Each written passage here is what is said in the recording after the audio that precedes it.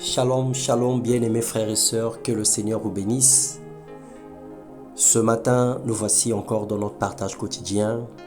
Déjà, je vous souhaite un heureux mois d'août, un merveilleux mois. Que cette saison soit une saison particulière pour tout un chacun de nous. Notre Seigneur est notre Dieu qui est notre espérance. Il est la source de toute grâce. En lui, nous avons placé notre confiance. Prions ce matin qu'il reçoive de nos cœurs la reconnaissance parce qu'il est notre appui, il est notre bannière. Nous lui rendons des actions de grâce. Nous avons dit que le deuxième semestre de cette année était un semestre de bilan positif. Tout ce que nous n'avons pas pu faire, tout ce que nous n'avons pas pu obtenir depuis le début de l'année, par la grâce du Seigneur, nous allons y arriver parce que nous lui faisons entièrement confiance. Le thème de notre exhortation ou méditation ce matin, c'est espérer en Dieu et compter sur Jésus-Christ. Nous lisons dans le livre de Job, le chapitre 13, les versets 14 à 16, il est écrit « Taisez-vous donc et laissez-moi parler. Advienne que pourra. Ainsi, je veux risquer ma vie, je vais la mettre en jeu. Quand même il me tuerait, j'espérerai en lui. Mais devant lui, je veux défendre ma conduite. Cela même sera salutaire pour moi, car aucun hypocrite ne trouvera accès à lui. » C'est la causerie, la conversation entre Job et ses amis qui l'empressaient de maudire Dieu, qui l'empressaient de régner Dieu à cause des multiples souffrances qu'il aurait connues pendant son état de maladie ou d'épreuve. Mon frère, ma sœur, espérer, c'est considérer son souhait comme réalisable, avec une estime sur l'attente ou une assurance de l'obtention. C'est ça, espérer.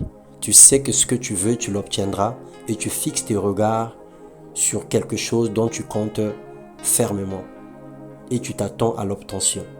Dans le livre d'Hébreux, le chapitre 13, le verset 8, la Bible déclare « Mais espérer ou compter sur une personne est un gaspillage de temps, car l'homme est versatile et mortel.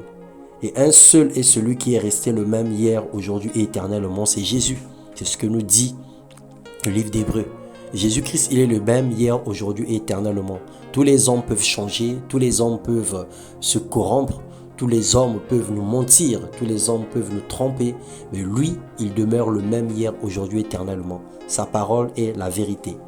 La Bible dit également, en effet, si l'héritage du salut dépend de l'accomplissement de la loi, il ne repose plus sur la promesse. Or, c'est bien par une promesse que Dieu a accordé sa faveur à Abraham. Galates 3, 18. Abraham a eu la foi et le Seigneur a accompli la promesse parce qu'il a cru à ce que le Seigneur avait dit.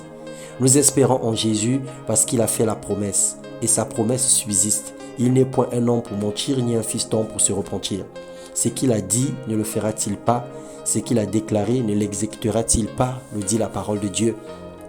Notre Dieu n'est pas un homme pour mentir. Sa parole est la vérité. Il n'a pas menti à Abraham, il n'a pas menti à toutes les personnes que nous connaissons. Il n'a pas menti par rapport à sa parole parce que sa parole s'accomplit tous les jours sous nos yeux et alors ce n'est pas à cause de ta vie qu'il sera menteur ce matin ou ce jour. Nous devons nous réjouir en espérance et être patients dans les afflictions, persévérer dans la prière pour avoir une espérance sûre et infaillible. Il faille connaître Dieu, sonder ce qu'il a dit de chacun de nous, ce qu'il a promis pour chacun spécifiquement. Il y a des promesses universelles, il y a des promesses globales, mais il y a des promesses spécifiques. Il y a des choses que le Seigneur a promis pour tous les enfants de Dieu. Il a dit qu'il combattra pour nous les combats visibles et invisibles. Ça concerne tout le monde. Mais il y a des personnes que le Seigneur a promis des choses spécifiques avec des détails sûrs, des détails concrets, des détails précis. Alors accroche-toi à ça. Qu'est-ce que le Seigneur t'a promis? Qu'est-ce que le Seigneur t'a dit? Quelle est la parole des connaissances qui a été dite sur toi? Quelle est la prophétie que tu as reçue sur ta vie? Quel est le songe? Quelle est l'explication logique que le Seigneur t'a donnée en fonction de ce que tu vis? Quelle est la parole biblique qu'il t'a envoyée qui aujourd'hui là repose ta foi? Qui aujourd'hui là est l'encre de ta foi? Quelle est la parole que le Seigneur t'a donnée qui constitue l'encre de ta foi ce matin? Sur quoi est-ce que tu t'accroches? Qu'est-ce que tu as écouté de Dieu? Qu'est-ce que tu sais de Dieu? Qu'est-ce que tu comprends de Dieu? Pourquoi tu t'accroches à Dieu? Alors fixe tes regards sur cette promesse. et attends-toi à l'accomplissement de cette promesse. Joue le jeu et le Seigneur jouera le sien. Chaque personne sur terre est unique, chacun a sa mission et sa feuille de route de la part du Créateur. On peut s'appuyer sur la foi des anciens, mais il faut avoir son espérance personnelle en fonction de ce que Dieu promet à chacun. Que le Dieu de l'espérance nous remplisse de toute joie et de toute paix dans la foi, pour que nous puissions abonder en espérance par la puissance du Saint-Esprit.